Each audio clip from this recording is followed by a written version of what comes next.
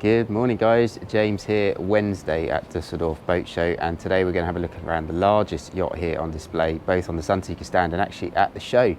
Behind me here is the majestic Sunseeker 95 yacht.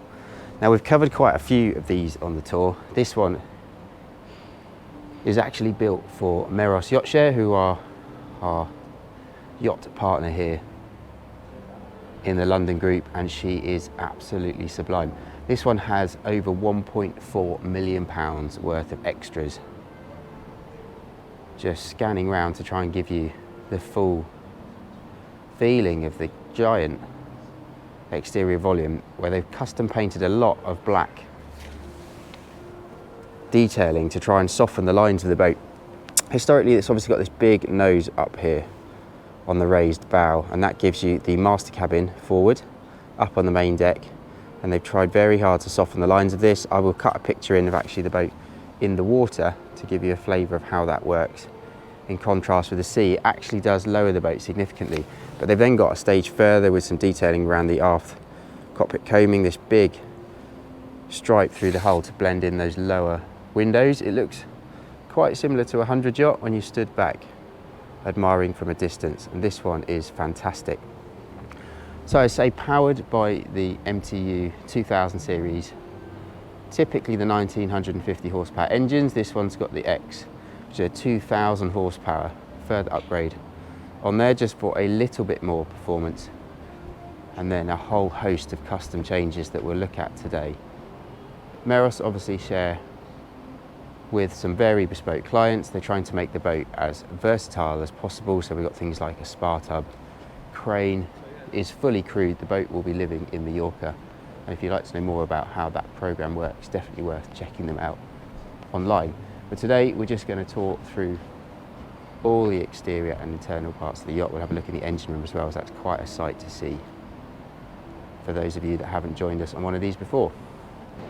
So just coming around here to the stern, the hull itself is actually based on the Sunseeker 28 yacht, which is one of the most successful boats we ever built, with then that additional raised pilot house and forward bridge that we added when we launched this boat in 2018. Now this model first came out, we built a large number of them, and underneath the 24-metre load line, which is key in this size because it does mean from a crewing requirements, and we'll have a look at the crew in the back there when we come back to the transom later on, how important that is from an operational cost point of view. This particular boat's multi-coded, so there's lots of behind-the-scenes tweaks to make that comply with their very stringent regulations, but it does mean then she's fully operational for charter, and this one is geared up 5 cabins plus the optional Pullman berth to give you a total for 12 guests on the boat. So just come up into Cockpit here. I'm just scanning around to try and let you take in the various different areas. Let's head up forward and we'll start on the bows. The optional drop-out bulwark here on the starboard side, you can see with the rails, and that comes through the patio doors here straight in to the saloon and dining space. Nice when you're sat at anchor to really open up the inside of the boat. Very, very deep wall walks here. If I just drop the camera down, you can see just how substantial they are. So we have these lovely stainless steel rails. There's a synthetic teak capping here running around on the top of the bulwark, and then we're running real teak decks beneath us. Of course, twin anchor winches on something like this, so we've got 100 kilo and 150 kilo, I think the second one is, on these stainless steel with 150 meters of chain on the first anchor. This lovely, very private seating area here, both for use underway and when in port. Some custom changes, so they actually redesigned this. We've got these sort of little nostrils on the side here, which gives really nice wind protection, and some additional seating. So this is actually normally a bench seat, and we've got a lot more seating up top here, and again with the paint softens the look. And then above that, just climb up so you can see this giant forward sun pad. Try and spin round so you can just get a feel of just massive area up here. So we're stood on top of the master cabin, at the moment, and there must be room for 8 people at least sat up here on the bows. Obviously internal bridge there, and then we have the main exterior helm up there on the starboard side. There's a parasol up here just to give a little bit of sun protection over the table.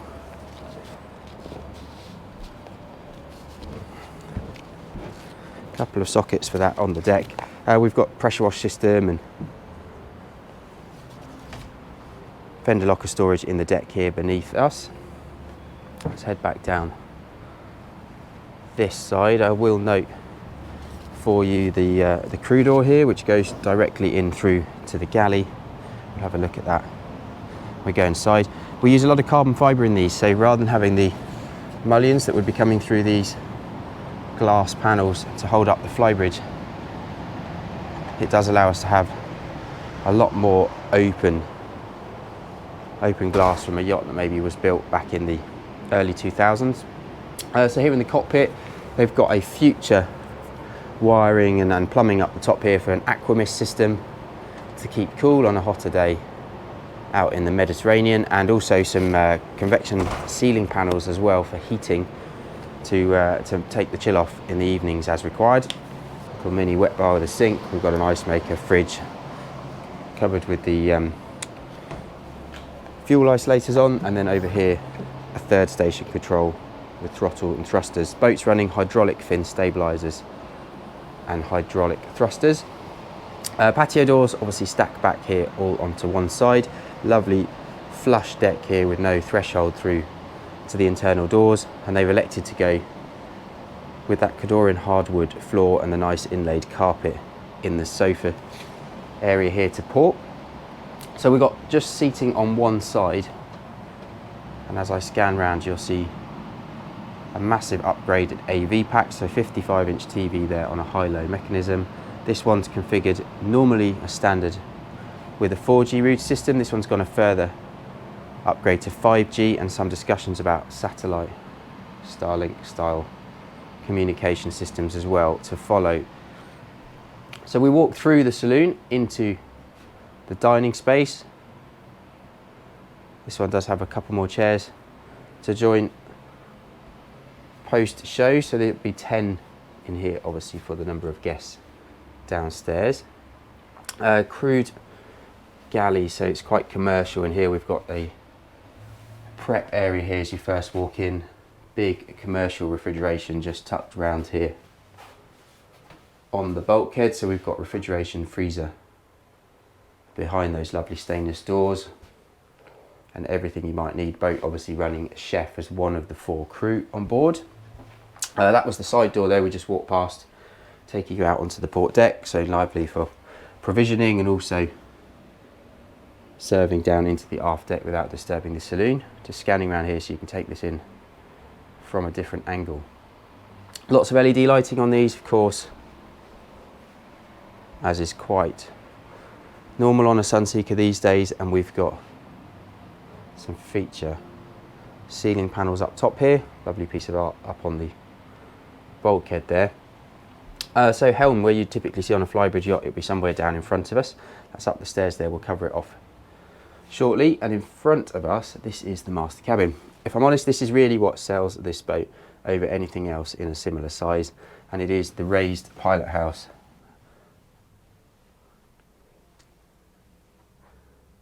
and main deck master cabin that really does set her apart. So we have this duplex style layout. We'll go down there in just a sec to see the bathroom. But up top here, despite being in the hall, just start to feel how much natural light will be coming in. There are cutaways actually in the bulwarks outside, you can see with the glass panels there, to let even further light in. So we have this giant centerline bed. It's very, very quiet up here, away from the water surface. And then a desk come vanity station. There are actually 2 doors. This again was a custom change for the owners. So we've got a door here to separate this during the day, and that then uses that heads for the guests as day head. And then at night there's a door that comes across here, and then this can be incorporated into the master cabin itself. The benefit of that is just for those of you that don't want to have to climb up and down the stairs to the bathroom, you've got the option there to have something quite close by. We're coming down the stairs now into the dressing space, where we've got lovely floor to ceiling mirrors, and we go down underneath the cabin itself into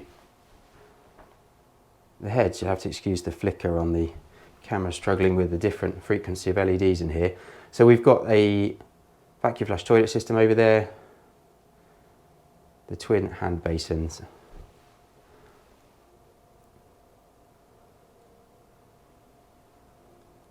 and beautiful decor. The boat's been very nicely dressed here at the show. Sure, she's going to look even more stunning when she's out on the water in Mallorca in the coming weeks.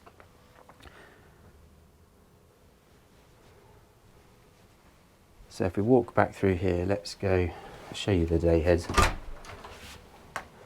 Just for reference, that's in there. Downstairs to the guest accommodation, so totally separated. These are available as a 4 or 5 cabin yacht, where you would then have a secondary VIP master down here. But this one, say geared up for charter, we have the 4 cabins down here. So forward we go first to the twins, and these are configured with sliding beds, so this can come across to separate off, giving as much versatility as possible. And then we've got the Pullman bed up in the wall there, of course wardrobes and en-suites, etc. Finished in a similar synthetic stone to some of the other boats we covered on the channel here at the show. And then across here, this one's actually set up with the twins, so you can see how that works. Great as a kids cabin for charter guests that need to pack in a few more bodies. It's a mirror image here in the bathroom compartment itself, and then we come aft to the larger double guest cabins. So these are more in the sort of midships area of the boat, where we've got permanently fixed doubles, lovely big glass windows behind you there, opening port lights and what have you. Boat's got tropical spec aircon, obviously given how much glass you can see all around. So that's that one, and then we'll just come across 32-inch TVs on the wall here, so upgraded AV. And this one is a mirror image.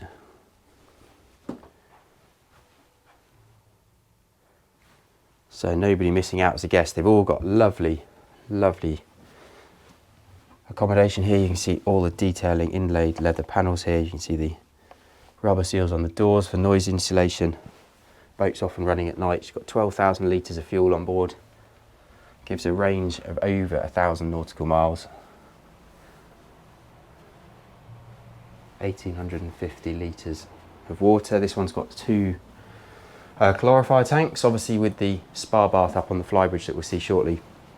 It just gives the ability to keep that warm when it's being used during the day.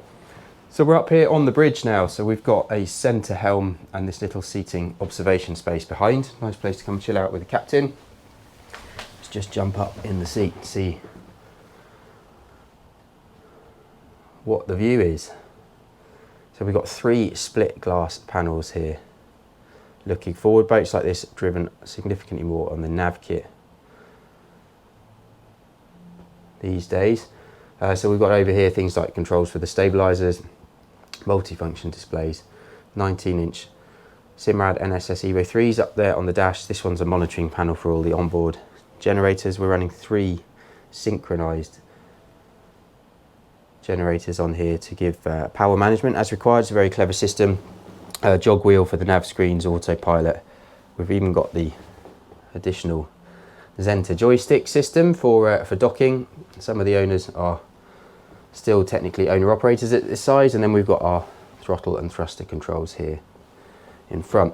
Everything's very much ergonomically designed for captain spending a lot of time up here day to day. Again, it does have that third station down in the cockpit, as well as a Flybridge helm to drive from outside. We've got fire and monitoring systems and all sorts up in these cupboards here. The wood is a stunning eucalyptus finish here, lovely graining throughout. And then we can come up here one of 2 ways. So we've come up direct from the bridge. There is obviously the stairs at the back take your deck down into the cockpit. And there is seating here opposite the helm, where there is of course two beautiful Bezons-only helm chairs. And if we just sit here at the helm, height adjustable, so we can obviously take that up to give you better visibility if you require.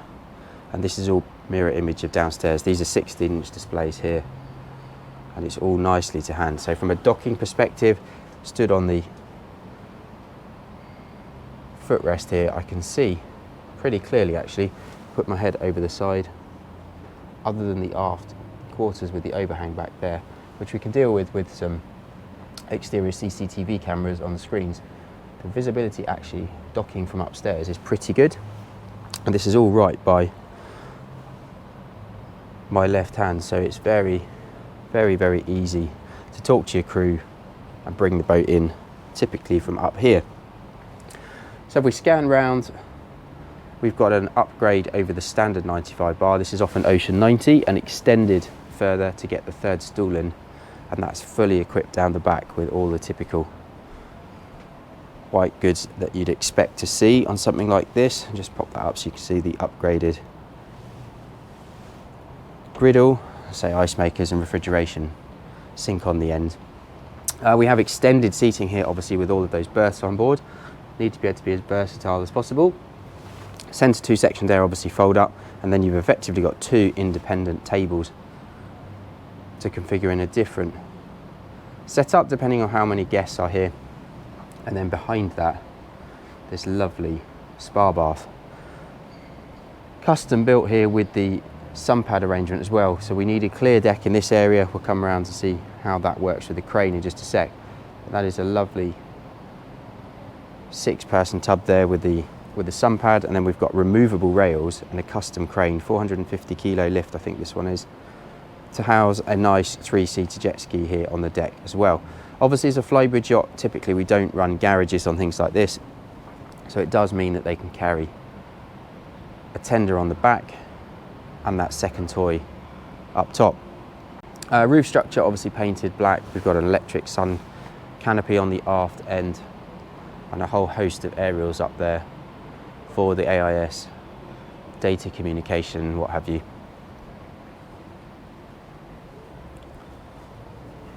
Talked earlier about some carbon fibre. It's hard to see on the light in here, but this is lovely exposed weave, high gloss lacquer on the door lid. The roof structure up top, that hard top's 400 kilos in carbon, 1,000 kilos in GRP. And you just see inside the saloon here these really wafer thin pillars, which does allow us to have that floor to ceiling glass. Right, so let's head down onto the platform, do the crew and the engine space. Platform itself, this will lift, depending on which spec you go for, potentially up to 900 kilos, and a tender pushing potentially up to a 520 Williams, but really geared at something just under that, maybe a 460 for most operators. Laundry facilities here as we first come down the stairs.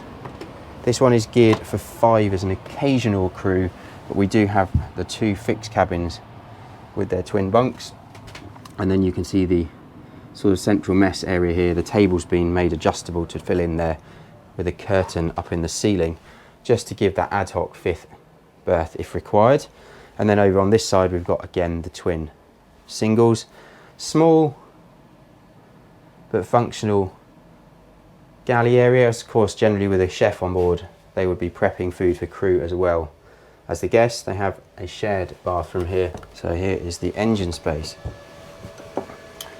I say larger upgraded engines, the biggest that we can fit into these boats, full of boxes and bits and pieces, obviously, as she's here at the show at the moment. But these are the 12V 2000 series engines, obviously Rolls-Royce parent company.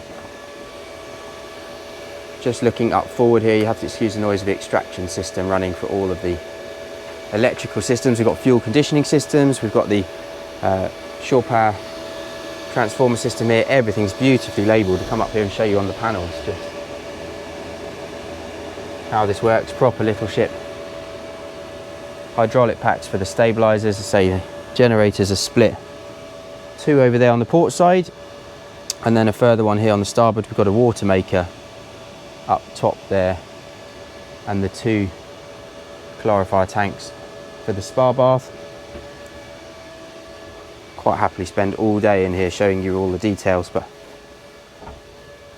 that just gives you a little flavour of how these work.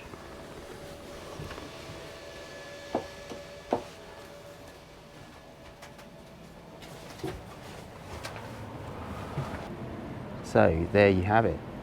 What a boat. So base boat on these, they start around £7.5 million ex-tax with the 2000 series engines. This particular one, she's running in about 8.9 million. With all of the extras, there's very, very little, if I'm honest, that you could ever add over and above what we've seen today. This has been built by an owner who's had lots of different Sunseekers before, done a lot of charter, knows exactly what they want, and really is, honestly, probably one of the best of these that I've ever seen. I do have a more standardised available 95 yacht for later part of 23 season, and if you'd like to know more about that one, do get in touch sooner rather than later. She's well into build, and there may be still some opportunity to do some small changes over and above the spec we've already chosen, or you could do something open perhaps for the following season. As always, if you'd like to get in touch directly, it's james@sunseekersouthampton.com, or the mobile is +44 7747 686 587. Hope you've enjoyed looking around with us today, and more to come here through the rest of the week.